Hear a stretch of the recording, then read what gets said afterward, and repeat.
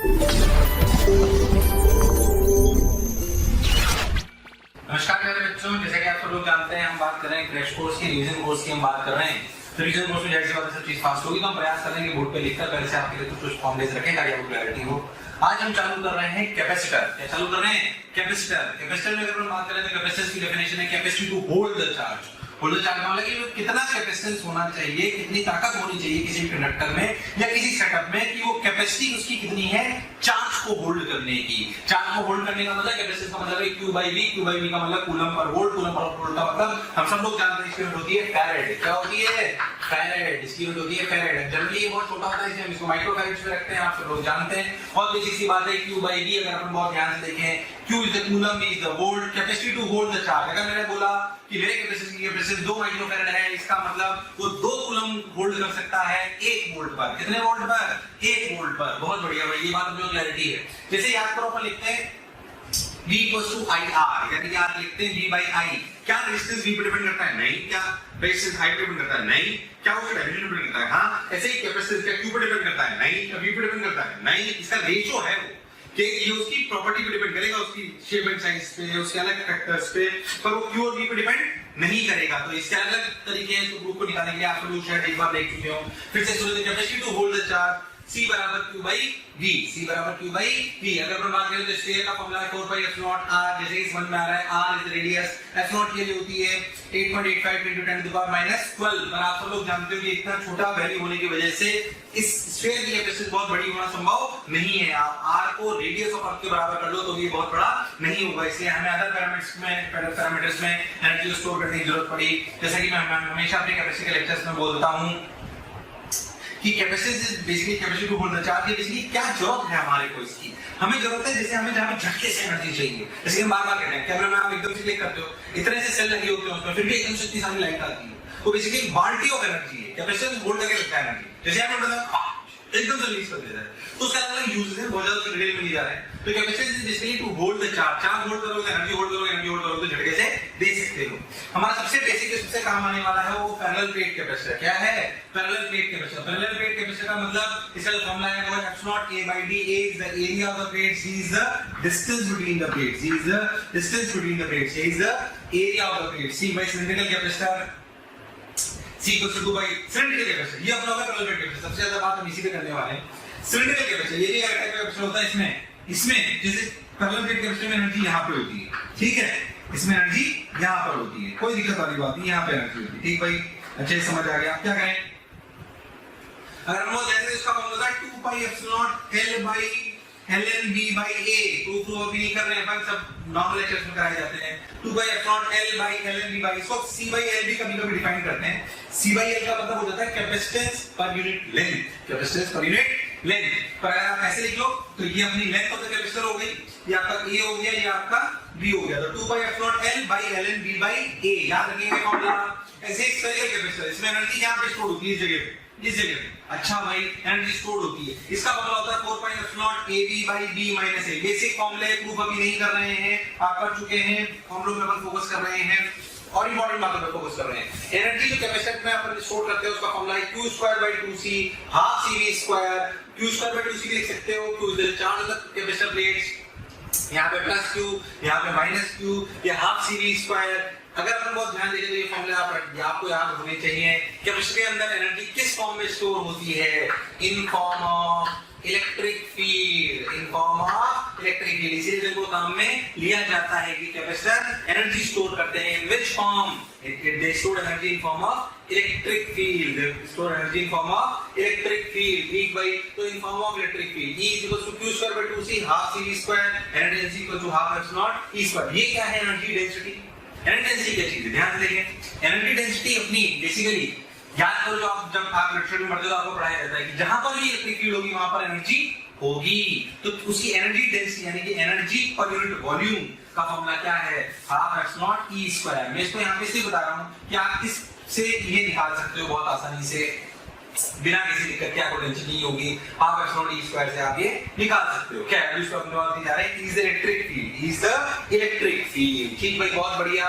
जो अंदर electric field होगी उसको अगर हम बात करें तो ऐसे अपने को समझ में आता है। आप सभी लोग जानते हो कि जो अपना कैपेसिटर होता है उसको इधर plus plus plus plus plus plus charge होता है, इधर minus minus minus minus minus charge होता है, ये सिग्मा होता है, ये माइनस सिग्मा होता है। दो लेयर्स की वजह से अंदर इलेक्ट्रिक फील्ड जो होती है वो होती है सिग्मा बाई एप्सिलॉन नॉट, क्योंकि एक लेयर की वजह से होती है सिग्मा बाई 2 एप्सिलॉन नॉट, तो दो लेयर्स की वजह से आती है जुड़कर सिग्मा बाई एप्सिलॉन नॉट। इसी इलेक्ट्रिक फील्ड की वजह से यहां पर रखकर ये फॉर्मूला आता है हाफ CV स्क्वायर। ठीक है, ये बातें हमें समझ में आती हैं। अब देखो मैं आपको थोड़ी सी इंपॉर्टेंट बात और बताता हूं। आप सब लोग जानते हैं कि भाई फॉर्मूला होता है Q बराबर CV, Q बराबर CV। Q कहां का चार्ज है वो बताओ, Q किसका चार्ज है? पॉजिटिव प्लेट का। किसका? पॉजिटिव प्लेट का। हां सर आप बात सही बोल रहे हो, बिल्कुल पॉजिटिव प्लेट का चार्ज होता है।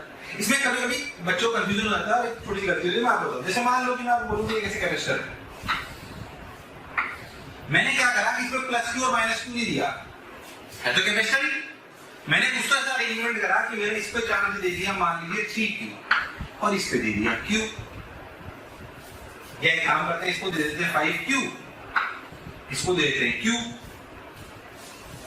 अब सोचो इसको अगर दिया 5Q, इसको दिया Q, तो याद करो रिलेशन 2 में ये रिलेशन में अपन पढ़ते हैं चार्ज डिस्ट्रीब्यूशन। वो कैसे करते हैं?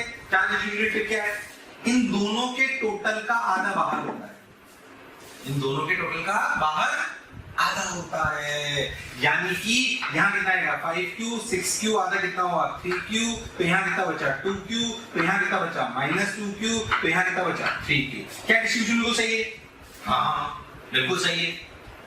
अब मुझे बताओ कि जब तुम Q बराबर CV का फॉर्मूला लगाओगे, मैं आपको जिसके क्रॉस क्या नहीं चलेगी, तो बताओ Q क्या रखोगे? 5Q, 3Q, 2Q, क्या रखोगे? कौन सा Q आता है यहाँ पर Q बराबर CV के फॉर्मूले में? Q बराबर CV के फॉर्मूले में आता है ये वाला, तो रखा जाएगा 2Q इक्वल टू CV। अगर C है तो पोटेंशियल डिफरेंस हो जाएगा 2Q बाई C। तो एक अच्छी बात क्या सीखनी है? Q बराबर CV में Q इज द चार्ज, ध्यान सुने, Q is the charge on the inner face of the higher potential plate. Q is the charge on the inner surface of higher potential plate. फिर सुनिए ध्यान से, Q is the charge on the inner surface of the higher potential plate. Q बराबर C सबको याद होता है, पर Q कहाँ का चार्ज है? इनमें कोई दिक्कत नहीं होती, यहाँ प्लस Q या माइनस Q, तो बाहर जीरो, यहीं पे Q बचा। जो नॉर्मल अपना कैपेसिटर होता है इसमें सिर्फ यहाँ चार्ज होता है, तो मैंने कहते हैं Q बराबर CV, Q बराबर CV। जब हम Q बराबर CV लिख लेते हैं तो कोई दिक्कत नहीं होती, पर जब Q बराबर CV पर लिखा तो जब इस तरह की सिचुएशन आएगी तो Q कहाँ का चार्ज है?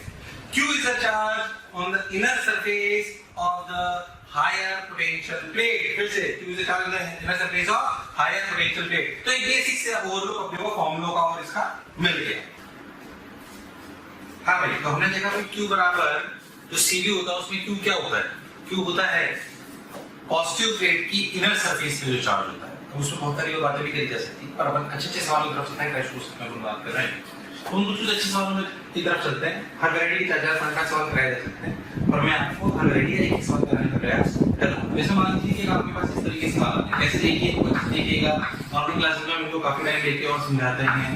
तो मान लीजिए मैं आपको बोलूंगी एक सिंपल सी बात अपन देखें कि मान लीजिए कि आपके पास दो कैपेसिटर थे, यहाँ पे अपना स्विच लगा हुआ था। इस स्विचिंग प्रॉब्लम के नाम से भी जाना जा सकता है। मान लीजिए कि यहाँ पे अपना स्विच लगा हुआ था, ऐसा अपना स्विच लगा हुआ था, ये अपने दोनों कैपेसिटर थे, इनको अपन ने पहले से चार्ज कर रखा था। क्या कर रखा था अपन ने? पहले से चार्ज कर रखा था। ठीक है भाई, बात समझ आ गई था इसको अपने को, अपन ने पहले से चार्ज कर रखा था। अगर अपने पहले से चार्ज कर रखा था तो क्या होता है देखते हैं ध्यान से। इसको हमने पहले से चार्ज, मान लीजिए मैंने इसको 3 वोल्ट से चार्ज कर रखा था, ऐसे ध्यान से देखें। और मान लीजिए इसको ऐसे चार्ज कर रखा था उल्टी, मैं एक स्टेज में काफी दे रहा हूँ थोड़ा सा, मैंने इसको 20 से कर रखा था। मान लेते हैं कि दोनों पे जो इसकी जो कैपेसिटेंस थी वो थी 2C और इसकी जो कैपेसिटेंस थी वो थी C। ठीक है, तो इसकी कैपेसिटेंस 2C, इसकी DC, इसको अपन पहले 2V से चार्ज कर रखा था, इसको चार्ज करता C से। यानी कि अगर अपन बहुत ध्यान से देखें तो इस पे पहले कितना चार्ज था? इस पे पहले चार्ज था 4CV और यहाँ पे कितना था? -4CV। क्योंकि यहाँ पे कितना चार्ज था? CV और यहाँ पे कितना था? -C। बिल्कुल सही समझ रहे हैं आप लोग। तो अगर ये था -CV, ये था CV, ये था 4CV, ये था -4CV, ऐसे अपने चार्जेस डिस्ट्रीब्यूशन थे पहले से। ठीक, अब क्या करें? अब अगर अपन बहुत ध्यान से देखें तो 4Cv minus 4Cv Cv Cv हमें बोला कि हमने स्विच को क्लोज कर दिया। तो पहला सवाल ये आता है जब स्विच क्लोज कर दिया तो फाइनली इन पर क्या चार्ज डिस्ट्रीब्यूशन हुआ, फाइनली इन पर क्या चार्ज डिस्ट्रीब्यूशन हुआ, वो सबसे पहली कहानी है। ठीक है भाई, उसको करने का बेस्ट तरीका क्या है कि आपने जैसे ऐसे करा, आप देखो इस पर पहला चार्ज कितना था 4Cv, इस पे कितना था माइनस 4Cv, इस पे कितना था माइनस Cv, इस पे कितना था Cv।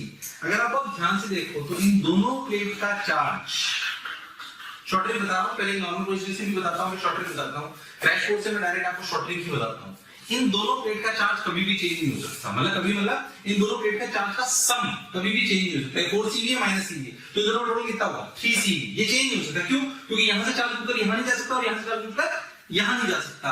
अगर यहां से चार्ज कूदकर यहां नहीं जा सकता और यहां से चार्ज कूदकर यहां नहीं जा सकता तो क्या इन दोनों का सम टोटल 0 मतलब कांस्टेंट रहेगा। हाँ बिल्कुल सही बोला, बहुत बढ़िया। यानी कि 4Cv minus Cv is equal to 3Cv remains constant.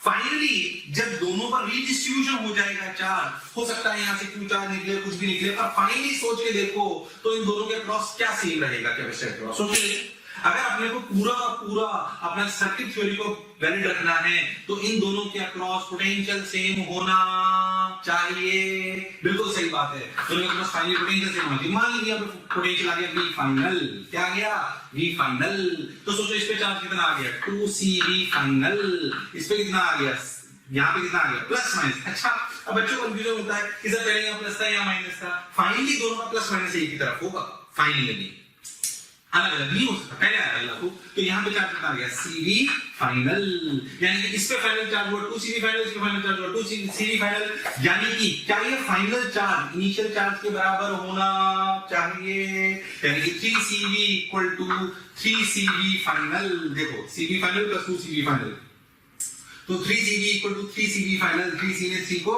मार दिया, यानी कि फाइनल पोटेंशियल V ही रहा। मैंने कोई रट के सवाल नहीं बनाया है, नॉर्मल तरीके से बनाया है।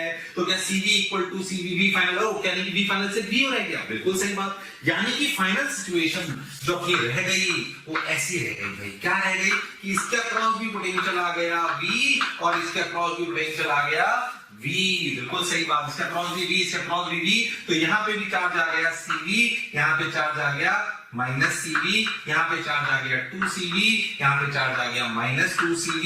ये अपनी फाइनल सिचुएशन है और दोनों का क्रॉस पोटेंशियल कितना V।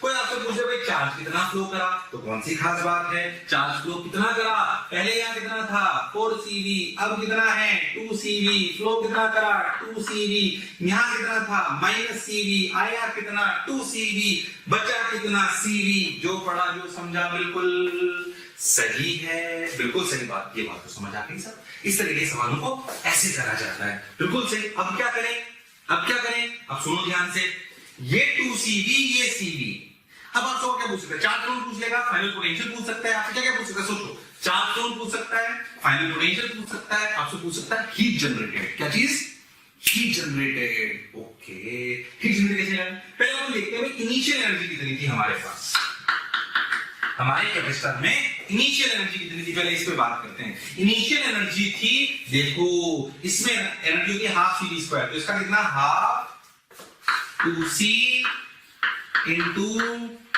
2V का whole square, half 2C into 2V का होल स्क्वायर। देखो हाफ 2C इंटू 2V का होल स्क्वायर प्लस हाफ, इधर देखो energy half CV square, half CV square, बहुत बढ़िया।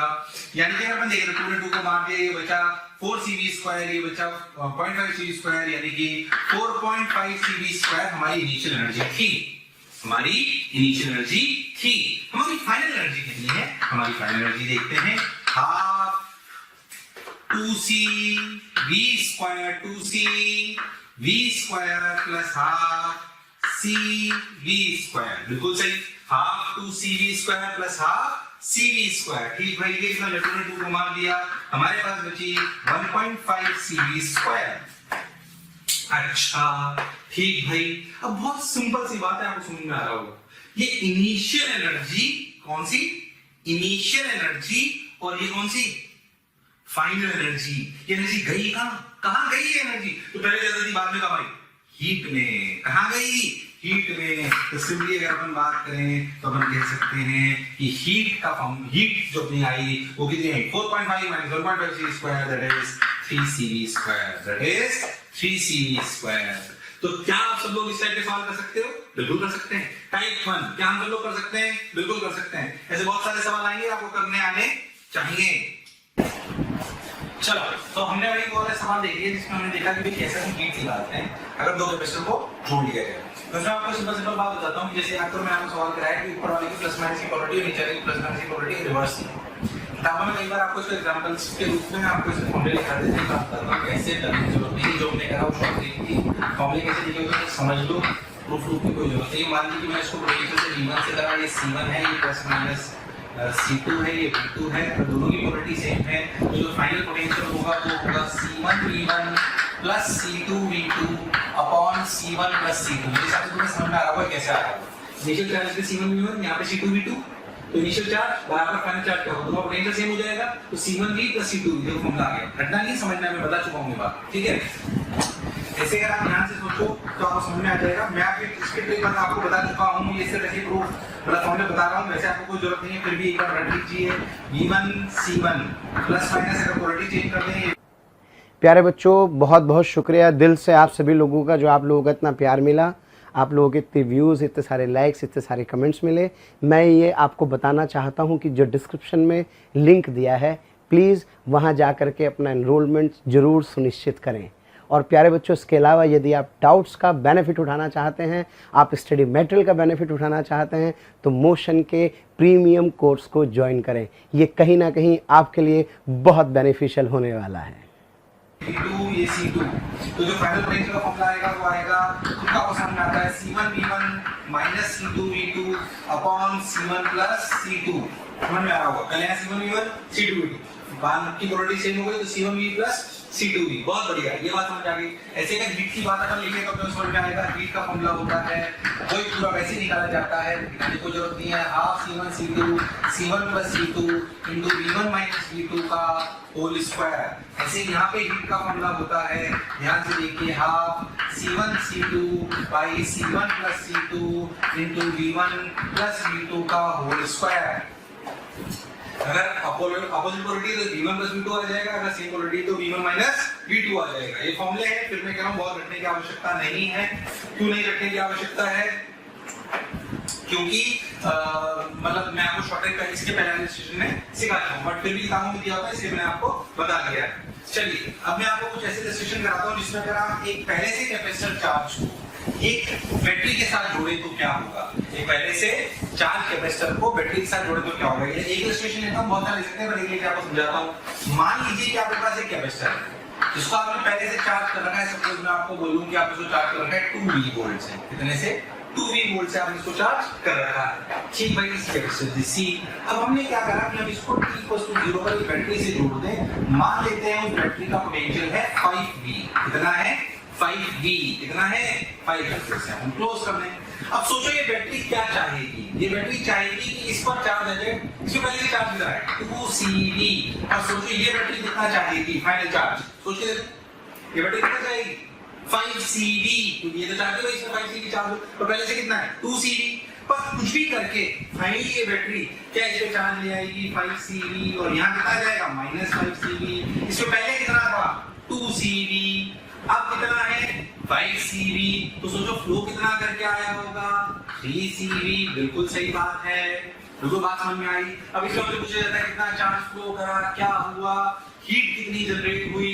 अब हीट पे बात करते हैं। हीट निकालने के लिए क्या करना पड़ेगा? पहले हम इनिशियल एनर्जी निकालते हैं। क्या कैपेसिटर में इनिशियल एनर्जी थी? हाँ थी। सोचो पहले कितनी एनर्जी थी? हाफ C2V का होल स्क्वायर, हाफ C2V का होल स्क्वायर। बिल्कुल सही। फाइनल एनर्जी कितनी है? हाफ C5V का होल स्क्वायर, हाफ C5V का होल स्क्वायर। हाफ C2V का स्क्वायर मतलब 2CV स्क्वायर। ये हो गया 25CV स्क्वायर बाय 2 यानी कि 12.5CV स्क्वायर। बिल्कुल सही बात। अब पहले समझिए एनर्जी बढ़ कैसे गई? E फाइनल बढ़ कैसे गई? ये बैटरी, ये एनर्जी बढ़ेगी बैटरी। किससे बनाई होगी? बैटरी ने। और क्या इसमें हीट भी निकली होगी? जो यहाँ पर अननोन रेजिस्टेंसेस होते हैं, जो आप आगे जाके पढ़ोगे, क्या उनमें हीट गई होगी? बिल्कुल गई होगी। अब हम बात करते हैं बर्नर में बैटरी क्या होता है? QV। क्या होता है? QV। याद है? बर्नर में बैटरी क्या होता है? QV। बोलो बैटरी कितना चार्ज फ्लो करा? 3CV। बैटरी का पोटेंशियल कितना था? 5V। यानी कि वर्णन वाली बैटरी क्या हुआ? वर्णन वाली बैटरी हुआ, सोच के देखो, वर्णन वाली बैटरी हुआ 5V into 3CV, 5V into 3CV, यानी कि 15CV स्क्वायर, यानी कि अच्छा बैटरी ने कार्य करा 15CV स्क्वायर। अच्छा बैटरी ने एनर्जी दी 15CV स्क्वायर। हमारे पास स्टोरेज कितनी है? 12.5CV square. पहले से कितनी थी? 2CV square. तो सोचो देखो हीट क्या लिखेंगे? ध्यान से ना, हीट क्या लिखेंगे? तो जो फॉर्मूला भी बना सकते हो आप हीट का, ध्यान से हीट क्या लिखेंगे? सोचो हमने एनर्जी बैटरी की थी 15CV स्क्वायर, पहले से कितनी थी? 2CV square. और अभी कितनी है? इतनी। यानी कि इतनी बैटरी से मिल गई, इतनी पहले से थी और इतनी स्टोर कर ली हमने। तो जो बची वो कहां गई? ये तो हमारे पास पहले से थी, ठीक है नहीं थी? तो अपन इसको लिख देते हो, इसको कैसे लिखेंगे? 3CV square, 15CV square minus, ध्यान से देखो, 15CV स्क्वायर माइनस हमने कितनी एनर्जी गेन कर ली इसमें? देखो इसमें हमने गेन कर ली, ध्यान से देखो, 12.5CV square minus 2CV square. ध्यान देना, 15CV square minus 12.5CV square minus 2CV square, ये हमारे पास अभी है, ये पहले से थी। तुमने गेन कितनी कर ली? इतनी। क्या सबको सही कर रहा हूं मैं? हां, सबको सही लग रहा है, बढ़िया चल रहा है। 12.5CV square minus 2CV square कितना हुआ? ध्यान देना, तो बचा 10.5CV स्क्वायर। कितना बचा? 10.5CV square. ये कितना था? 15CV square. 15CV square minus 10.5CV square, यानी कि कितना? 3 माइनस 10.5 है 4.5CV स्क्वायर। ये एनर्जी कहां गई? हीट में। कहां गई? हीट में। That is how we structure this type of fissions. ध्यान से देखो, अगर एक कैपेसिटर में बैटरी का सवाल कैसे करा जाएगा? देखो ध्यान से, मैं रेगुलर क्लास में इसके एक टाइप के 3-4 सेशन नहीं ले सकता हूं, तो मैंने एक ही लिया, ये वाला एक मैंने पहले वाला दिया था कि इससे सीखना है, बहुत प्रैक्टिस करनी है। तो हीट 15CV स्क्वायर ये क्लियर है? प्यारे बच्चों, हमेशा से बोलता आ रहा हूं, जो भी क्रैश कोर्स के लेक्चर्स हैं ये उनके लिए हैं जो 12th पास कर चुके हैं, जो एग्जाम जिन्होंने भी एग्जाम दिए हैं या पिछले साल दे चुके थे और बेसिक हल्की पढ़ाई उन्होंने एक बार करी हुई है। रेगुलर स्टार्टिंग वाले बच्चों के लिए लेक्चर्स नहीं है, उनके लिए आप हमारे रेगुलर कोर्सेज वाले लेक्चर्स देखिए। 15CV square minus 10.5CV square 4.5CV square, पर जो इस साल दे रहे हैं उनके बहुत काम के लेक्चर्स हैं। क्या है? तो 4.5CV स्क्वायर हीट आ गई। अब क्यों ना हमसे जनरलाइज फॉर्मूला बना ले? तो जनरलाइज फॉर्मूला क्या बना ले? देखो हीट का फॉर्मूला क्या बना? हीट का फॉर्मूला बना दिया गया जनरलाइज वर्णन बाई बैटरी। इस तरह के सवालों के लिए वर्णन by battery minus final energy in the capacitor minus initial energy in the capacitor, final energy in the capacitor minus initial energy in the capacitor। क्या फॉर्मूला हम रख सकते हैं? बिल्कुल रख सकते हैं। कैसे? ये सारे सवाल इससे हो जाएंगे, बिल्कुल हो जाएंगे, परेशान होने की आवश्यकता नहीं है। बहुत बढ़िया, चलिए और बात करते हैं, और किस तरह की बातें कर सकते हैं देखते हैं ध्यान से। और किस तरह सवाल कर सकते हैं? मैं आपको एक अच्छा सवाल करा, जेई से थोड़ा सा ऊपर आप कुछ मान सकते हो, थोड़ा सा जेई की तरफ भी आप उसे हल्का सा मान सकते हो। देखो कैसे, मैं आपको बताता हूँ। मान लो कभी ऐसा सवाल आ जाए जिसमें 3 कैपेसिटर्स को उनको अलाइन कर लिया है, ऐसे ध्यान से देखिए। मैं कुछ भी आपके सामने डेटा लेता हूँ, मुझे इसलिए बैठ के मैं आपके सामने कर रहा हूँ। मान लीजिए आप ऐसे 3 कैपेसिटर ले लिए, ऐसे इस तरीके से, और आपने इनको रिकॉर्ड मशीन को पहले से चार्ज कर रखा है, बाद में स्विच क्लोज कर दिया। मान लेते हैं कि ये 2 माइक्रोफैरड है, मान लेते हैं 2 माइक्रोफैरड है, मान लेते हैं 1 माइक्रोफैरड है, मान लेते हैं कि इसको हम पहले से चार्ज कर लेते हैं, इसको 1 माइक्रोफैरड ले लेते हैं, इसको 2 माइक्रोफैरड लेते हैं, इसको पहले से चार्ज कर लेते हैं 10 वोल्ट, इसको पहले से चार्ज कर लेते हैं 2 वोल्ट, इसको अनचार्ज रखते हैं। अब इन तीनों को जोड़ दिया जाए, फिर से पूछा जाए बताओ फाइनली क्या हुआ, कितना चार्ज फ्लो करा। ये अच्छा सवाल, इट्स अ गुड प्रॉब्लम, 3 वाला अच्छा सवाल है ना।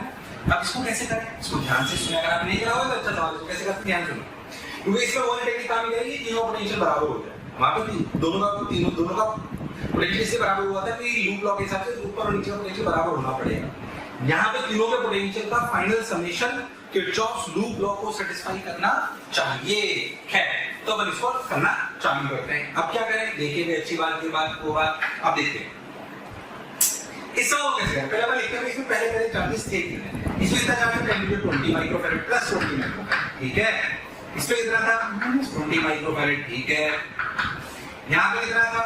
2 माइक्रोफैरड, यहाँ पे कितना? -2 माइक्रोफैरड, यहाँ पे कितना? 0, यहाँ पे कितना? 0, क्लियर। इसे 5 ले लेते हैं, थोड़ा अच्छा लगेगा, तो 5 हो गया चार्ज, चलो ठीक है। अब मान लो कि फाइनल सिचुएशन आने के लिए यहां से Q चार्ज निकला, कितना निकला?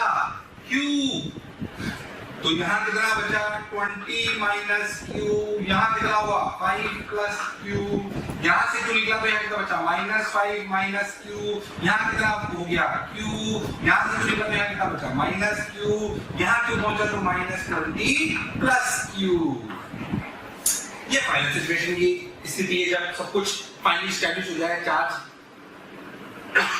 स्टैब्लिश हो जाए अच्छे से। ठीक भाई, अब क्या करें? तो -20 माइक्रोफैरड प्लस 20 ये हमने अरेंज कर दिया अपन। अब अपन क्या करते हैं? ध्यान से देखते हैं, सुनते हैं, बढ़िया शानदार तरीके से। कि 20 minus Q minus 20 plus Q 5 plus Q minus 5 minus Q Q ये माइनस Q। अब क्या करें? देखो ध्यान से, Q ने पोटेंशियल मान लिया प्लस माइनस V1, इसमें मान लिया प्लस माइनस V2, इसमें मान लिया प्लस माइनस V3। हमने माना फाइनली ऐसे पोटेंशियल, ये फाइनल पोटेंशियल हो गया। लूप लॉ के हिसाब से अगर हम ऐसे घूमे तो लूप लॉ सेटिस्फाई होना चाहिए। माइनस से प्लस गए, बड़े घटे बड़े, यानी कि क्या लिखेंगे? V1 प्लस से माइनस घटे बड़े घटे, माइनस V2 प्लस से माइनस घटे बड़े घटे, माइनस V3। इन तीनों का सम 0 होना चाहिए। और देखो V1 की वैल्यू कितनी? V1 क्या होता है? Q बराबर CV, V equal to Q by C, V equal to Q by C, बिल्कुल सही बात है, V equal to Q by C। अब क्या करें? V equal to Q by C है अगर, तो ठीक भाई ध्यान से देखते हैं। अगर V equal to Q by C की बात करें तो 20 माइनस Q बाई 2, V बराबर Q बाई C। Q कौन सी प्लेट का? नेगेटिव प्लेट का, पॉजिटिव प्लेट का? पॉजिटिव प्लेट का। ये मैं बता चुका हूं। तो लिखा जाएगा 20 माइनस Q बाई 2, इधर लिखा जाएगा, फिर बेटा तो V2 को लिखा जाएगा 5 plus Q by 1 minus Q by 2 equal to 0। तो 20 minus Q minus 2 into 5 plus Q minus Q equal to 0। 20 minus Q minus 10 minus 2Q minus Q equal to 0। Clear? तो 20 माइनस 10 कितना हुआ? 10 equal to Q minus 2Q3। देखना calculation ठीक कर रहा हूं, वहां से ही कर रहा हूं, कुछ लड़के नहीं कर रहा है, वो नॉर्मल तरीके से कर रहे हैं। 20 माइनस 10 10, Q 2Q Q कितना हो गया? 4Q, यानी कि Q की वैल्यू कितनी आई? 2.5 माइक्रोकूलम, 2.5 माइक्रोकूलम चार्ज फ्लो कर रहा है यहां से। तो यहां कितना बचा? 17.5। यहां कितना हो गया? 7.5। यहां कितना हो गया? 2.5। ये सब कुछ आ गया। अब कोई आपसे अगर हीट पूछ ले तो कुछ नहीं, इनिशियल एनर्जी लिखो, फाइनल लिखो, इनिशियल में से फाइनल घटा दो, जो एनर्जी घटी क्या वो भी हीट के रूप में चली गई। बिल्कुल सही बात है, इसमें कोई दोहराने वाली बात नहीं है। तो आप ध्यान देखो, बेसिक थ्योरी के साथ मैंने आपको बेसिक ये वाली चीजें बताई कि आपको कैसे चीजें करनी चाहिए। और तीनों अच्छे टाइप के इलस्ट्रेशन लिए, पहले कैपेसिटर कैपेसिटर, फिर कैपेसिटर बैटरी, फिर 3 कैपेसिटर वाला। क्लियर है? चलिए और आगे चलते हैं। चलो भैया, इसके बाद करते हैं सर्किट थ्योरी। वैसे सर्किट थ्योरी जो इसकी चलती है बिल्कुल वैसी चलती है जैसी सर्किट थ्योरी करंट सिटी में चलती है, इसलिए हम लोग पहले करंट सिटी पढ़ाते हैं फिर सर्किट थ्योरी पढ़ाते हैं। तो आप इसको करने से पहले आपको जो आपकी करंट सिटी वाली सर्किट थ्योरी उसको क्लैरिटी से होना चाहिए, बट बेसिक बातें तो कर लेते हैं। अगर हम दो कैपेसिटर सीरीज में हो तो इनका समेशन होता है वो कैसा होता है? जैसा कि पैरेलल में होता है, इसमें जैसा ही पैरेलल में होता है अपने रजिस्टर में। अगर इसकी अपन पैरेलल की बात करें तो इसका समेशन बिल्कुल ऐसा होता है जैसा कि अपने को उसमें होता है सीरीज में। तो प्रूफ में नहीं जा रहा हूँ, बेसिक बातें आपको क्लियर होनी चाहिए। सीरीज में चार्ज सेम होता है, पैरेलल में पोटेंशियल सेम होता है। बहुत बेसिक सी चर्चा है, कोई टेंशन वाली बात नहीं है। चलिए और बेसिक सी चीजें करते हैं। क्या क्या देखो ध्यान से। ये हो गया, ये सिंपल सी बात, ये अपने बात समझ में आती है। अगर मैं आपसे सीरीज मॉडल का एक सिंपल सा सवाल पूछूं कि भाई कैसे चार्ज डिस्ट्रीब्यूट होता है, तो मैं कोई भी सवाल कर लेते हैं। कोई भी सवाल उठाते हैं, मान लीजिए जैसे अपने कैपेसिटर लिया, ऐसे अपने कैपेसिटर लिया, ऐसे अपने कैपेसिटर लिया, ये अपने कैपेसिटर लिया, यहाँ पे 3 लेते हैं चाहे, ठीक है। यहाँ पे अपनी कैपेसिटर ले लिया, ये अपनी बैटरी लगा ली। अब मान लीजिए कुछ भी डेटा अपन ले सकते हैं, वो आप पूछ ले भाई इस पूरे सिस्टम में यहाँ पे क्या, इस कैपेसिटर पे क्या चार्ज होगा। तो हम सब लोग जानते हैं कि भाई इस सवाल में कैसे करना होता है। वीडियो को एक बार देख लेते हैं। मान लीजिए सी है, ये भी सी है, सब सी में ले लेता हूँ। तो तब कैलकुलेशन पर जैसे आपको अच्छा लगे वैसे आप कर सकते हैं। मान लीजिए वोल्ट बैटरी को मुझे इस पे कितना चार्ज है, तो आप कई तरीके से कर सकते हो, जैसे आपको अच्छा लगे वैसे आप कर सकते हो। परेशान होने की कोई जरूरत नहीं है, जो चार्ज इस पर होगा उतना ही चार्ज इस पर भी होगा। तो सोचिए अपन कैसे कर सकते हैं। सिंपल आप अपने जंक्शन लॉ से भी कर सकते हो, नॉर्मल प्रोसीजर से भी कर सकते हो। देखो कैसे कर सकते हैं। मान लेते हैं यहाँ पे 0 वोल्ट है, यहाँ पे 0 वोल्ट है, तो यहाँ पे V वोल्ट है। क्या यहाँ पे एक्स वोल्ट मान लें, यहाँ से देखें बिल्कुल सही है, यहाँ से देखें इसको एक्स वोल्ट मान लें।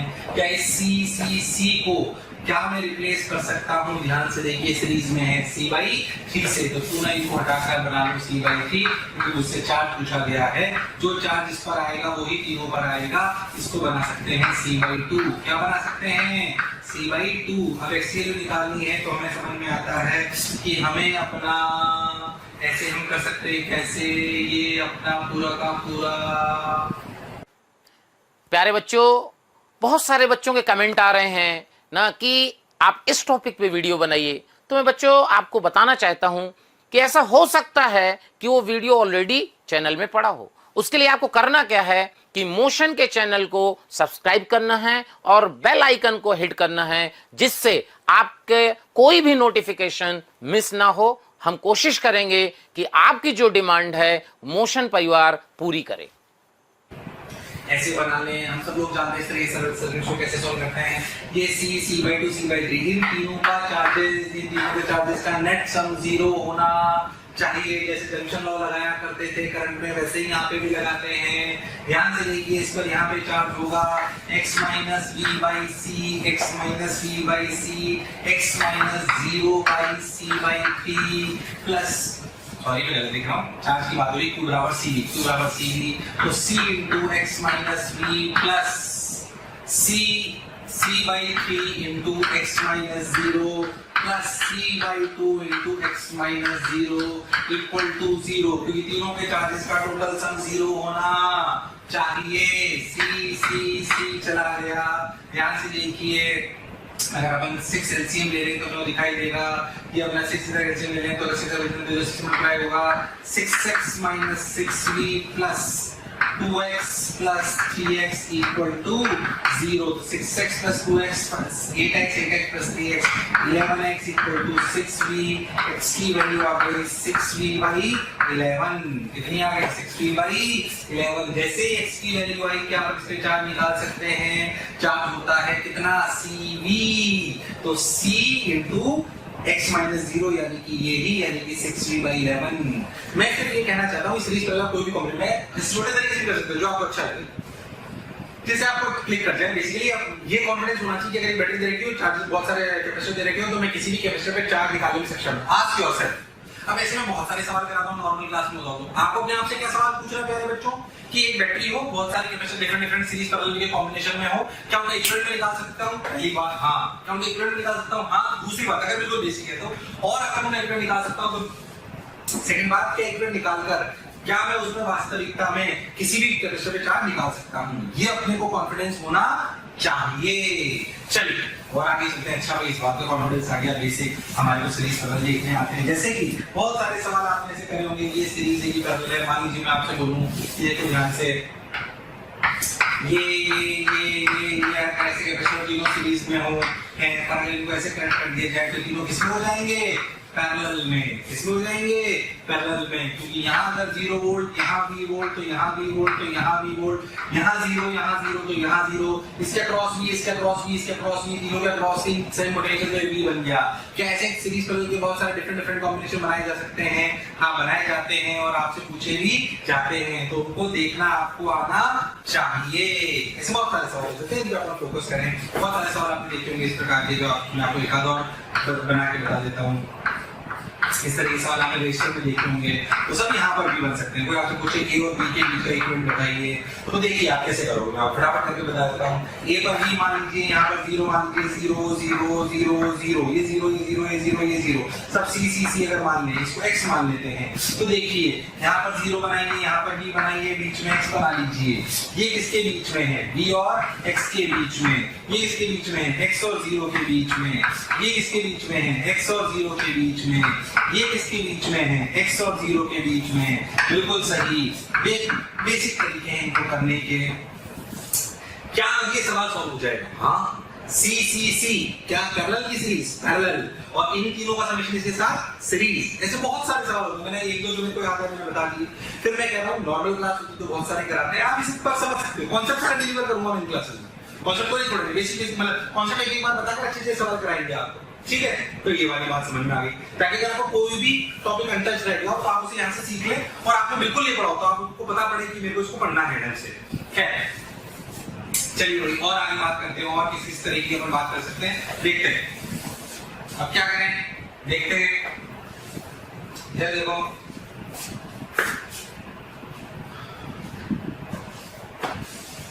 ये बात हो गई, ये बात हो गई, ये हो गया, ये हो गया, और देखते हैं।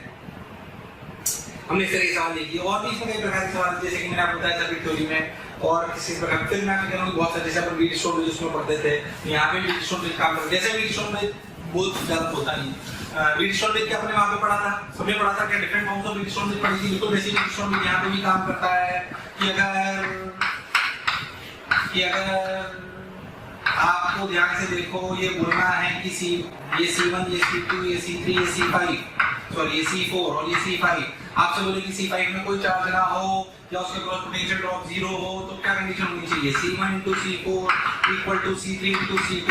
जो कंडीशन आपने वहां पर थी, बिल्कुल याद करो। इसके डिफरेंट फॉर्म्स पढ़े थे आपने कि क्या किस किस टाइप के इसके और फॉर्म्स हो सकते हैं। जैसे ये अपन याद देखें तो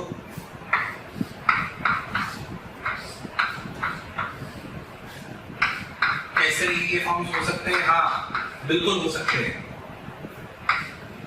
तो ये भी एक टाइप का इस तरह की फॉर्मेट है। हाँ, आप अगर इसे ऐसे खोल लोगे तो आपको ये वीट स्टोन ब्रिज नजर आएगा। ऐसी कई इसकी फॉर्म्स हैं, तो जैसी कहानी बिल्कुल वहां पे चलती है वैसी यहाँ पे भी चलती है। चलिए, ये कहलाता है बैलेंस्ड वीट स्टोन ब्रिज। क्या कहलाता है? Balanced wheat stone bridge. मैं आपको कहानी सुनाता हूँ या मैं आपको सॉल्व करना सिखाता हूँ। अनबैलेंस्ड वीट स्टोन ब्रिज हो सकता है कईयों को आता, हो सकता है कईयों को नहीं आता, क्योंकि तो अपने बेसिक में वो नहीं कराया जाता। तो अपन पढ़ते हैं अनबैलेंस्ड वीट स्टोन ब्रिज। ये थोड़ी अच्छी चीजें पढ़ सकते हो आप लोग। ये है unbalanced wheat stone bridge. Unbalanced wheat stone bridge.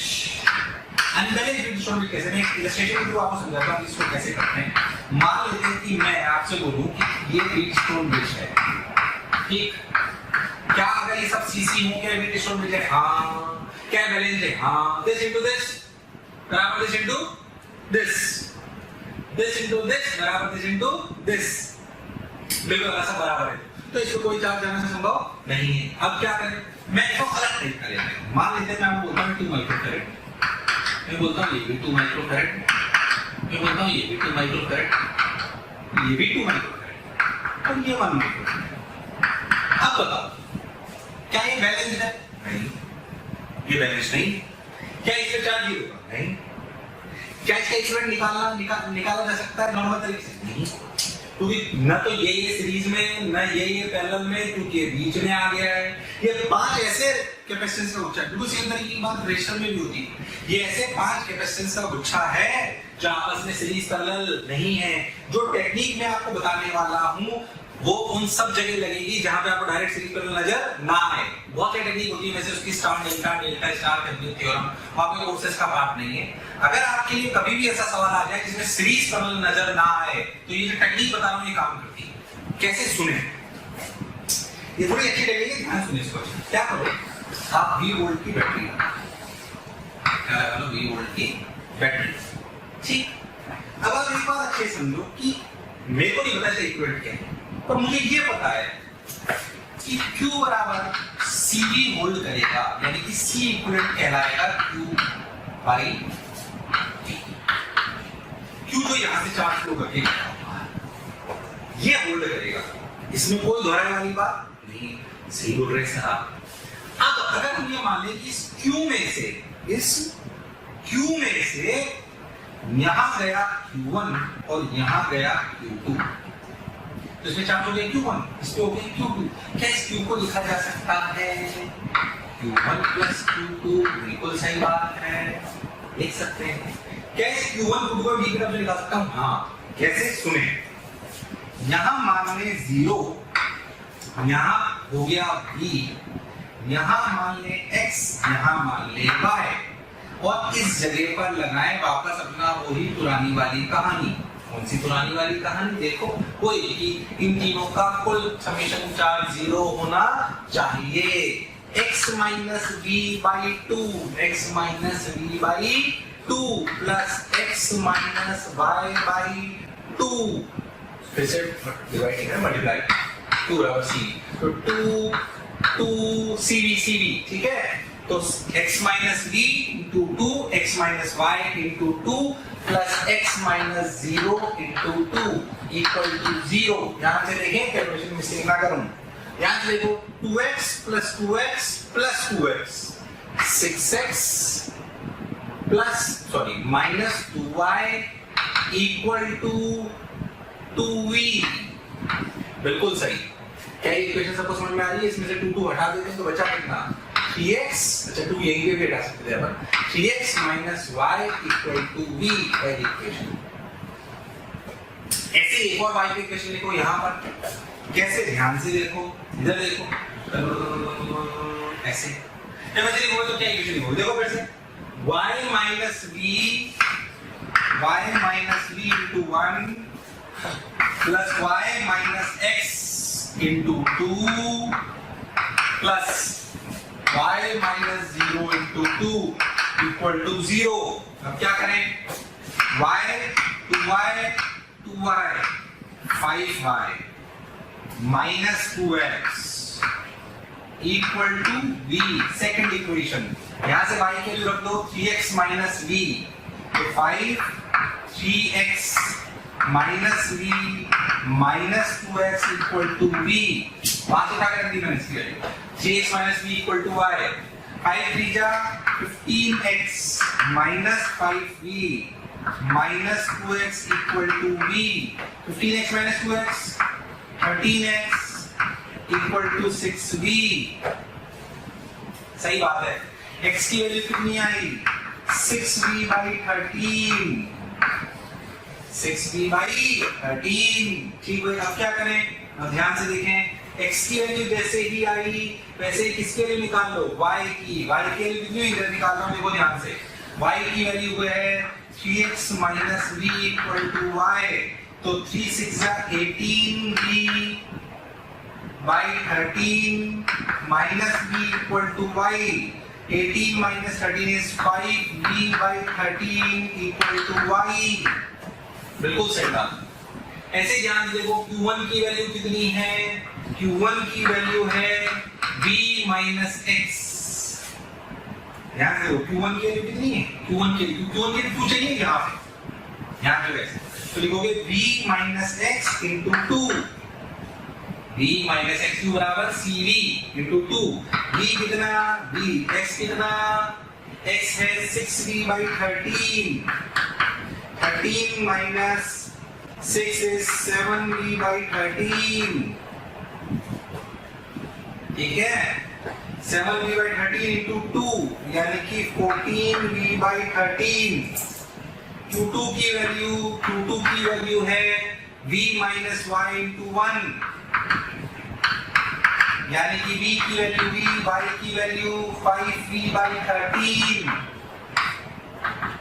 यानी कि 8v बाई 13। अब देखो, इन दोनों वैल्यू को यहाँ रखो, Q1 प्लस Q2 को, तो रखो कितना हुआ? 14v by 13 plus 8v by 13 by v ने v को मार दिया, तो 22 by 13 is the answer। 22 by 13 is the answer। देखो ध्यान से, क्या बात समझ में आई है क्या? 22/13। सोचो क्या बेहतर तरीके से कर सकते थे क्या टेक्निक हमारे सभी उन सवालों में काम आ सकती है जिनमें हम अनबैलेंस्ड वीट स्टोन ब्रिज को सॉल्व करना चाहते हैं। किसको सॉल्व करना चाहते हैं? अनबैलेंस्ड वीट स्टोन ब्रिज को। किसको? अनबैलेंस्ड वीट स्टोन ब्रिज को। क्या बात समझ में आई है पक्के से? एक बार ढंग से देखो, थोड़ा टफ फॉर्मेट है, अच्छे से एकदम, ठीक है? पॉज करके देख लो वीडियो को। चलो भाई, ये अनबैलेंस्ड वीट स्टोन ब्रिज था, यानी वीट स्टोन ब्रिज पे अपन बात कर सकते हैं। सीरीज करने की बेसिक बातें अपन कर चुके हैं, और देखो ध्यान से, और अच्छी बातें बताता हूं। देखो इधर कि भाई और कैसी बातें करते हैं, याद करो इस तरीके के सवाल होते हैं। लैंडर प्रॉब्लम्स सीरीज में भी, उसमें करंट स्टडी में भी ऐसे आता है। ऐसे इनको कैसे करते हैं कराने का बता रहा हूं, बस कैसे करते हैं। जैसे ये वाला है, इसको यहां से काट दो, इस पूरे को अगर x माना है तो इसको भी x मान के रिप्लेस कर लो। इसका इक्विवेलेंट सर्किट कैसे बन जाएगा? x ये c ये c, क्या इन सब का इक्विवेलेंट x था तो इन सब का इक्विवेलेंट x है। x में क्वांटिटी बनेगी, सॉल्व करोगे आंसर आ जाएगा। ठीक भाई, ऐसे सवाल करते हैं। और सर्किट थ्योरी में कैसे सवाल आते हैं ध्यान से देखो। और आपके सवाल आते हैं सर्किट थ्योरी में, ये लैडर प्रॉब्लम्स हो गई, वीट स्टोन ब्रिज वाली प्रॉब्लम हो गई, सिमेट्रिक सर्किट। कौन से सर्किट? सिमेट्रिक। जैसे मैं आपको एक सर्किट ऐसे बताया था, यहां से देखो,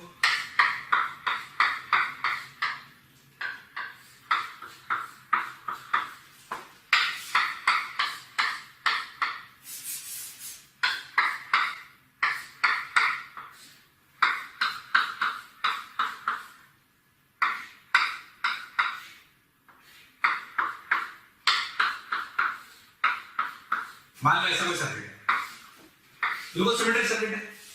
अब इसमें दो टाइप की सिमेट्री है। दो टाइप की सिमेट्री कैसे? अगर ऐसे जिसके अक्रॉस निकालना है, जिसके अक्रॉस निकालना है, क्या निकालना है? जिसके अक्रॉस निकालना है अगर आपको कैपेसिटेंस, उन दोनों को मैं ऐसे करीबन साधारण इलस्ट्रेशन नॉर्मल बैच में कराता हूं, मैं एक ही करा रहा हूं, दोनों सिमेट्री इसी में समझा दूंगा। अगर जिसके अक्रॉस निकालना है उनके अक्रॉस हाथ रखो और ऊपर और नीचे सेम नजर आए, उसे कहते हैं फोल्डिंग सिमेट्री। क्या कहते हैं? फोल्डिंग सिमेट्री, ठीक है? अगर आपको हमारे वीडियो पसंद आ रहे हैं तो आप उसको जरूर से जरूर लाइक एंड शेयर करें। उसके पीछे बेसिक लॉजिक ये है कि बहुत सारे ऐसे बच्चे हैं जिनके जो ये चीज़ें नहीं अभी अडॉप्ट कर पा रहे हैं इजीली, उन तक ये सारी चीज़ें पहुंच जाएं। इसके लिए हम आपसे बोल रहे हैं इसको लाइक एंड शेयर करें।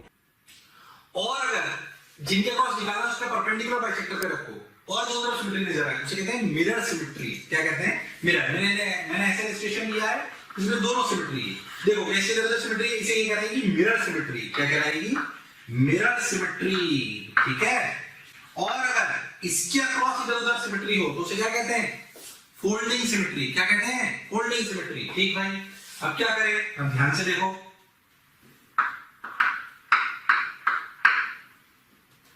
इसके अक्रॉस अगर है तो अपन ऐसा मान सकते हैं कि अगर यहां से करंट आई घुसा तो यहां से भी आई निकलेगी, मिरर सिमेट्री से। तो अगर यहां आई डैश था तो यहां से आई डैश निकलेगा, सिमेट्री, मिरर सिमेट्री। इधर से आई घुसा तो इधर से आई निकलेगा, तभी तो सिमेट्री बैठेगी। ऐसे इधर से आई निकलेगा तो इधर आई डैश घुसा, यानी कि इस जंक्शन का कोई मतलब नहीं। तो इसको ऐसे कर सकते हैं। सोचो ऐसे करते ही क्या सवाल पूरा सॉल्व हो जाएगा? हाँ बिल्कुल सॉल्व हो जाएगा। ऐसे करते ही सवाल बिल्कुल सॉल्व हो जाएगा पूरा, खुबार बिल्कुल ढंग से एकदम, ठीक है? कोई दिक्कत वाली बात नहीं है। ठीक भाई, ये हो गया, ये हो गया, ये हो गया। अब तो सॉल्व करना बड़ी बात नहीं। इसको सीरीज, फिर ये दोनों आपस में पैरेलल, फिर ये तीनों सीरीज, फिर ये ऐसे पूरा का पूरा, फिर ऐसे। और फोल्डिंग कैसे कर सकते हो आप? क्या ये इसके पैरेलल हो गया? हाँ। क्या ये इसके पैरेलल हो गया? हाँ। क्या ये इसके पैरेलल हो गया? हाँ। यानी कि क्या मैं इस सिस्टम को अगर फोल्डिंग से करूं तो इसको ऐसे भी बना सकता हूं। दोनों तरीके से आप सवाल कर सकते हैं, ऐसे ऐसे ऐसे।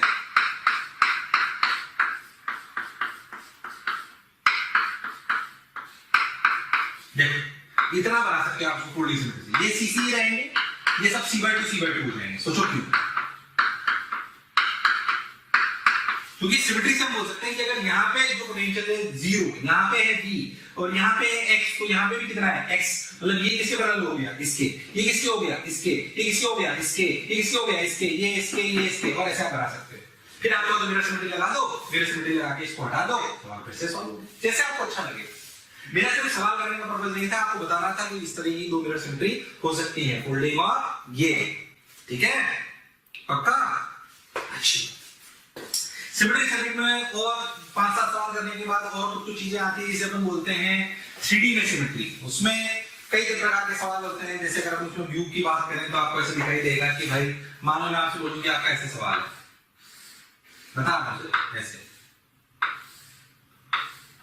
ये तो अगर आपका ऐसे सवाल है तो टॉप व्यू से देखिए, आपको ये सिमेट्रिक नजर आएगा। ऐसे देखोगे आप तो आपको ऐसे नजर आएगा 2 प्लेन में, और फिर आपसे सवाल सॉल्व हो जाएगा बिना किसी दिक्कत के। इस प्रकार अभी मैंने लगा इसके क्रॉस अगर निकालना हो तो आप निकाल सकते हो। कैसे? आप मिरर सिमेट्री से कैस जंक्शन को ऐसे और ऐसे हटा सकते हो और सवाल सॉल्व हो जाएगा। ध्यान से जो टॉप पे देखोगे ऐसा दिखेगा, मिरर सिमेट्री से हटा सकते हो, सवाल सॉल्व। इसमें जो टफ सवाल होते हैं वो ऐसे होते हैं, ये वाले क्यूब वाले। ये टेक्निक में भी बहुत बहुत टाइम देता है, पूरे लेक्चर इसी में चला जाता है। इसमें अगर आप ध्यान देखो, अगर इनमें सब जगह आप कैपेसिटर लगा दो, ऐसे ही सवाल बिल्कुल रजिस्टर में भी होता है। ठीक है, ध्यान से देखो तो अगर आपका ऐसा क्यूब है तो उस क्यूब में जो 3 तरह की कैपेसिटेंस आप निकाल सकते हो वो है एच के अलोंग, बॉडी डायगोनल के अलोंग, या फिर फेस डायगोनल के अलोंग। इन 3 में सब कुछ समझ जाता है इसमें। ध्यान से किसके अलोंग? एच के अलोंग, फेस के अलोंग, फेस डायगोनल के अलोंग और बॉडी डायगोनल के अलोंग। ठीक है, इसमें फिर से बहुत टाइम लगता है। मैंने ऐसी टेक्निक निकाल रखी कि अगर रेजिस्टेंस में हो तो आप इसको ऐसे रखो। देखो मैं आपको बताता हूं, इलेक्ट्रिक फॉर्मूला फॉर बॉक्स। सुनिए ध्यान से, electric formula for box. E stands for H, F stands for face diagonal, D stands for body diagonal। और गिनती लिखें, क्या लिखें? गिनती। रेजिस्टेंस के लिए लिखा हूं 1 2 3 4 5 6 7। अगर रेजिस्टेंस है तो आर कर लीजिए। अरे वाह, मजा आ गया।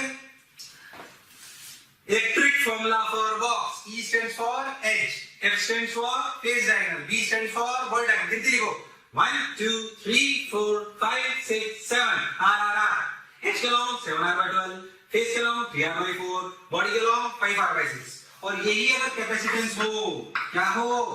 कैपेसिटेंस। तो कुछ नहीं करना है, सिंपली उल्टा कर लीजिए इलेक्ट्रिक फॉर्मूला फॉर बॉक्स। ये आंसर आ गया 12c/7, ये आंसर आ गया 4c/3, ये आंसर आ गया 6c/5। सिंपल, बस आराम से बात होगी। पूरे लेक्चर में सर आएगा अगर प्रूफ कर जाएगा। अभी तो रट लो, बस काम की बात है। क्या पिक्चर क्लियर है? क्या इस तरीके के सवाल आएंगे आप लोग कर लोगे? पक्का? बिल्कुल बढ़िया। तो ये बेसिक थ्योरी थी अपनी किसकी? कैपेसिटेंस की बेसिक सर्किट थ्योरी, जो आपको तब ज्यादा समझ में आती है जब आपने पूरी करंट स्टडी की थ्योरी पढ़ रखी और उसके बारे में आपको क्लैरिटी होनी चाहिए। चलिए भाई और बात करते हैं, और कैसे कैसे क्या क्या कर सकते हैं सर आप बताओ। देखो ध्यान से, हम क्या कर सकते हैं सुनो। हम कर सकते हैं कि भाई, और इसमें डिफरेंट टाइप के कैपेसिटर के सिस्टम्स आते हैं। कैसे मैं आपको बताता हूं। जैसे मान लो कि ऐसे कैपेसिटर प्लेट्स हैं, मैं आपको काफी सवाल कर रहा हूं, फिर ये मान लो मेरा चौथा या पांचवा इलस्ट्रेशन होता है, उसको डायरेक्ट आपको बता रहा हूं। आपको 4 कैपेसिटर प्लेट दे दे, 5, अब उसको 1 2 3 4 अभी डिफरेंट तरह से जोड़ दें। मान लीजिए मैं इनको कैपेसिटर प्लेट्स को ऐसे जोड़ दूं और आपसे इसके A और B के अक्रॉस इक्विवेलेंट पूछूं तो कितने कैपेसिटर? 1 2 3 4। अब डायरेक्ट ऐसे नहीं लिखते, इनको करने का तरीका क्या होता है? ध्यान से लो। इसके अक्रॉस निकालना है वहां पे 0 और B मान लो, ये B तो ये B तो ये B तो ये 0। जो नहीं पता उसे x मान लो, सॉरी यहां से यहां जुड़ेगा इस जगह। ठीक है, इसको x मान लो और इसको भी x हो गया अपने आप। अब इसका सर्किट बनाओ, देखो यहां बनाओ b, यहां बनाओ 0, देखो। और जो अननोन हो उसे बना लेना चाहिए x बीच में। पहला कैपेसिटर इसके बीच में दे दो 0 और x, बहुत बढ़िया। ये कैपेसिटर इसके बीच में b और 0, बिल्कुल बढ़िया। b और 0 का ये रहा। ये किसके बीच में? x और v, ये रहा। ये किसके बीच में? x और v, बहुत बढ़िया। और सर्किट आसान हो गया। जो टफ दिख रहा था कि इसका इक्विवेलेंट क्या होगा, आसानी से हो गया, बिना किसी दिक्कत के, टेंशन ही नहीं है अपने। लो भाई, तो ये 0 और v, ये x और ये, अब तो सवाल सॉल्व हो गया। लो खत्म, क्या हुआ देखो, c और c पैरेलल सीरीज, पैरेलल। तो अगर ये पैरेलल है तो c और c पैरेलल में क्या होता है, जुड़ते घटते हैं, मतलब जुड़ते हैं कि रेसिप्रोकल में जुड़ते हैं, डायरेक्ट जुड़ते हैं पैरेलल में, कैपेसिटर में। c और c 2c और ये c, यानी कि क्या हो गया 2c into c by 3c, c ने c को मार लिया 2c by 3, इसमें फिर c जुड़ गया तो 2c by 3 plus c, यानी कि 5c by 3। इसका इक्विवेलेंट आया 5c by 3। कितना आया 5c by 3। बिना टेंशन के आगे लोग बहुत बढ़िया, बहुत सुंदर, बहुत मजा आया बाबा। अब क्या करें और देखते हैं 5c by 3। आओ भाई देखो, मैं कह रहा हूं थोड़ा और आगे चलते हैं। अब अपने से क्या बोला जाए यार, क्यों ना आप इसकी बैटरी छोड़ दो। जब बैटरी छोड़ दो तो इस सवाल को टफ हो गया, क्योंकि इस सवाल में मैं आपसे पूछ लूं कि अगर बैटरी जोड़ दी जाए तो बताओ इसके यहां पर क्या चार्ज होगा, इसके यहां पर क्या चार्ज होगा। ये टफ सवाल कर रहा हूं आसान में। तो इक्वल निकालना तो अपने को आना चाहिए, तो मैंने निकाल लिया। ठीक भाई, बहुत बढ़िया। अब क्या करें, अब ध्यान से देखो, अपन ने इसको 0 मान लिया, इसको भी मान लिया, इसको अपन ने पहले इसको 0 माना था, इसको उल्टा कर लेते हैं, कोई दिक्कत नहीं है। अपन ऐसे ही माना था ना, हाँ ठीक, तो अपन ऐसे कर लिए, तो अपन ने इसको इधर भी माना था, ठीक ऐसे कर लेते हैं। अब अपन से चार्ज पूछ, अब क्या करो देखो ध्यान से। अब पहली बात हमें एक्सपोनेंशियल निकालना आना चाहिए, तो हमने इसको भी माना था, ये एक्स को भी माना था। देखो ध्यान से, अपन क्या करें, इसको ऐसी बैटरी को ऐसे जोड़ लिया अपने भी। क्या अपन एक्स निकाल सकते हैं, बिल्कुल निकाल सकते हैं, जैसे आपको अच्छा लगे वैसे निकाल दो। क्यों ना हमारे पुराने तरीके से निकाले, जैसे ऊपर जो तीनों का चार्ज 0 होना चाहिए। तो लिखो x minus v into c plus x minus v into c, x minus v into c plus x minus v into c plus x minus 0 into c equal to 0। C खत्म हो गया, 3x equal to 2v, यानी कि x की value I 2v by 3। कितनी आई 2v by 3। क्यों ना x की वैल्यू 2v by 3 लिख दी जाए, लिख लो भाई। अब देखो यहां पे कितना बना था अपन 0, यहां कितना v, पे यहां तो v है। इन दोनों प्लेट के बीच में कितना पोटेंशियल डिफरेंस है, 2v by 3 minus 0 is again 2v by 3, तो इसका क्रॉस पोटेंशियल हुआ 2v by 3। कैपेसिटेंस कितनी है c, हम जानते हैं टोटल इन सभी प्लेट्स पर कुल मिलाकर चार्ज कितना होगा 0, क्योंकि टोटल चार्ज नीचे 0 तो बाद में भी 0 होगा। और याद करो टोटल का आधा कहां आता है, बाहर, तो 0 का आधा c नहीं, ऐसे नहीं 0 का आधा सर c, 0 का आधा 0, तो यहां पे भी 0 आ गया, तो यहां पे भी 0 आ गया। तो अगर हमें q बराबर cv फॉर्मूला याद करने क्या बताता है, q is the charge on the inner surface of the higher potential plate.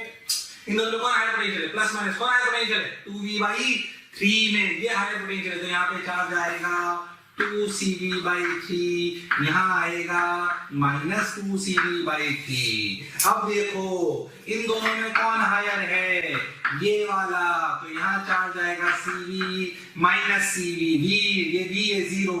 इन दोनों में ध्यान से देखो, ये v ये 2v by 3, तो बचा कितना plus minus, v minus 2v by 3 is v by 3, ये हायर, तो यहाँ पे आया cv by 3 minus cv by 3। फिर से अगर हम ध्यान से देखें तो ये अपना v, ये अपना 2v by 3, तो ये हायर हो गया, ये लोअर हो गया, ये v by 3। तो ध्यान से देखो, ये ऐसे यहाँ पे 2v by 3 लिख देता हूं, ये यहाँ पे चार्ज आया cv by 3, यहाँ आया माइनस cv by 3।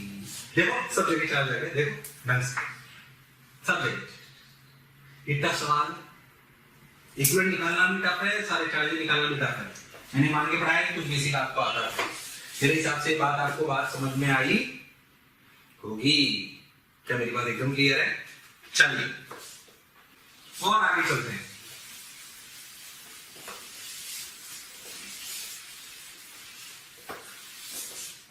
देखो और अगर अच्छी अच्छी बातें करें तो तुम्हें समझ में आएगा कि तुम क्या कर सकते हैं। देखो कुछ इसमें सवाल आते हैं स्विचिंग प्रॉब्लम्स के नाम पर। एक जेई में इस प्रकार का सवाल है, डेटा थोड़ा अलग ले लेता हूँ, बाकी तो नॉर्मल बातें। देखो जरा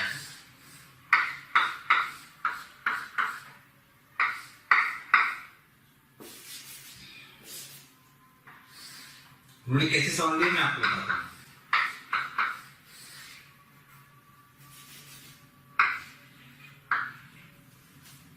ठीक, मान लेते हैं कि ये 3 माइक्रोफैरेड है, ये 6 माइक्रोफैरेड है। जेई में करना चाहूंगा डेटा में चेंज कर रहा हूँ, यहाँ पे 8 वोल्ट ले लेते हैं, यहाँ पे 2 वोल्ट ले लेते हैं। ठीक, उन्होंने बोला कि पहले ऐसे था सर्किट है, उन्होंने बोला कि आप अगर इसको क्लोज कर दो इसको, तो बताओ कि इस 1 2 3 पाथ में कितना चार्ज फ्लो होगा। फिर से सुने सवाल, अगर आप इन दोनों को ऐसे क्लोज कर दो तो बताओ इनमें 1 2 3 पाथ में कितना चार्ज फ्लो होगा, ये आपसे पूछा गया। अच्छा अब कैसे करें? स्विचिंग प्रॉब्लम को करने का बेस्ट तरीका है, पहले जब स्विच ओपन हो या पहली कंडीशन को अलग सॉल्व करो और बाद की कंडीशन को अलग सॉल्व करो। तो पहली कंडीशन में ये ओपन था तो इसको हटा दो, तो ये सर्किट था, पहले इसे सॉल्व कर लो। 6 और 3 9 की 2 सीरीज है, कैपेसिटर है, तो 2 8 और 2 जुड़े दोनों 10 इधर और 2 इधर, यानी कि चार्ज कितना फ्लो करा, ये हो गया 10, ये हो गया 2, चार्ज फ्लो करा 20, कितना फ्लो करा 20, Q बराबर CV, तो यहाँ आएगा 20 माइक्रोफैरेड, यहाँ भी आएगा 20 माइक्रोफैरेड, बिल्कुल सही। अब इसका दूसरा सर्किट सॉल्व करो। दूसरा सर्किट कैसा, देखो ध्यान से, जब फाइनल सिचुएशन हो जाएगी तो ये सर्किट की स्थिति ऐसी होगी, देखो कैसी, ऐसी। ठीक भाई, ये 6 माइक्रोफैरेड, ये 2 माइक्रोफैरेड, सॉरी ये 3 माइक्रोफैरेड, ये अपना कितना, ये अपना 2 वोल्ट, ये अपना 8 वोल्ट। अब सोचो यहाँ पे 0 वोल्ट, तो यहाँ पे 2 वोल्ट, तो यहाँ पे 10 वोल्ट, तो यहाँ पे भी 10 वोल्ट, तो यहाँ पे 2 वोल्ट, तो यहाँ पे भी 2 वोल्ट, तो यहाँ पे 0 वोल्ट। सोचो इसके अक्रॉस कितना पोटेंशियल, 8, तो 8 6 48, तो यहाँ पे आया 48, यहाँ पे कितना -48, यहाँ पे कितना 6, यहाँ पे कितना -6, यानी कि पहले वाले से चार्ज डिफर कर गए। अच्छा अब देखो क्या हुआ होगा।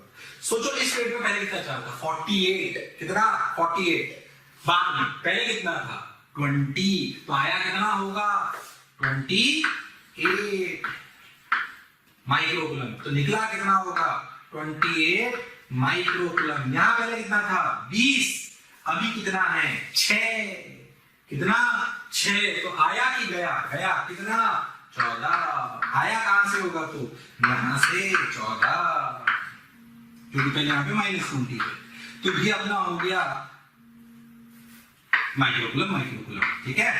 तो ये अपना -20 माइक्रोकूलम, इधर से 14 माइक्रोकूलम आया 14। अब ध्यान से देखो कि अगर हम बहुत ध्यान से देखें तो ये 14 प्लस 28, 14 प्लस 28 कितना हो गया 42, तो जैसे निकला 42। ऐसे सवाल करते हैं, सिर्फ सवाल करना ध्यान था। फिर मैं बता रहा हूँ 2-3 साल में ऐसे करा था नॉर्मल क्लासेस में। स्विचिंग प्रॉब्लम में ध्यान रखना कि इनिशियल सर्किट को अलग सॉल्व करो, फाइनल सर्किट को अलग सॉल्व करो, इनिशियल सर्किट को अलग सॉल्व करो, फाइनल सर्किट को अलग सॉल्व करो, तब जाके अपनी बात बनेगी। चलो थैंक यू। प्यारे बच्चों, अगर आपको लेक्चर पसंद आ रहे हैं और मैं आपसे कहता हूं कि आपको लग रहा है कि ये टॉपिक भी सर से ही पढ़ना है और आप उसके लिए कोई आपकी क्यूरी है या कोई भी आपके किसी भी तरह का प्रॉब्लम है, तो आप इस टोल फ्री नंबर पर संपर्क कर सकते हैं। टोल फ्री नंबर है 18002121 1800212799 1821 799 18002121 799।